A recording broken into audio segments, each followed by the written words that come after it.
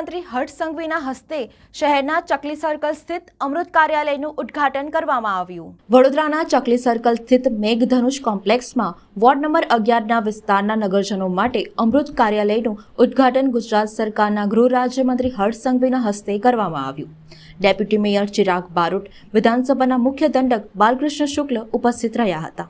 સાથે પટેલ અરવિંદભાઈ દ્વારા ભાયલી तरफથી अयोध्या राम मंदिरे दीवानी सप्रेम भेट ऊंचाई 8.25 फूट, पहोळाई 8, वजन 1100 किलो, घीनी क्षमता 501 किलो, 15 किलो दिवेट माटेનું કોટન બનાવવામાં આવેલ છે, જે અમૃત કાર્યાલય પાસે મૂકવામાં આવ્યું છે।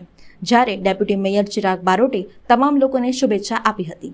ઇસ્કોન મંદિરના ઉપાધ્યક્ષ નિત્યાનંદ રામદાસ પણ ઉપસ્થિત રહ્યા હતા। વિસ્તારના કાઉન્સિલરો, વોર્ડના પ્રમુખ પણ હાજરી આપી હતી। વિસ્તારના કાઉન્સિલરો અને વોર્ડના પ્રમુખે પણ હાજરી આપી હતી। ગૃહ રાજ્યમંત્રી હર્ષ સંઘવી વડોદરા શહેરના નવા 4 પોલીસ મથકના લોકાર્પણ પ્રસંગે ઉપસ્થિત રહ્યા હતા।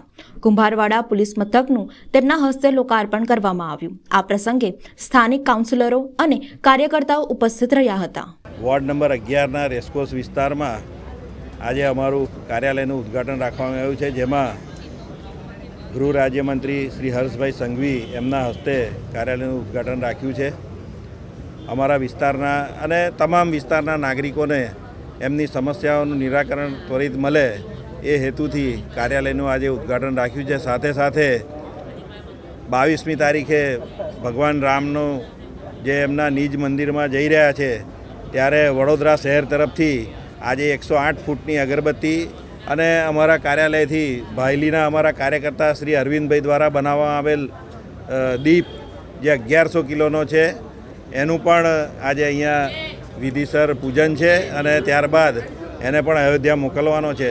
તો આ બંને કાર્યક્રમો એક સાથે આજે થઈ રહ્યા છે। તો આજના પાવન દિવસે વડોદરાવાસીઓને ખૂબ ખૂબ અભિનંદન આપું છું અને 22મી તારીખે સૌ પોતાના ઘરે દીપોત્સવ કરી અને ભગવાન રામને આવકારે એવી હું અપીલ કરું છું।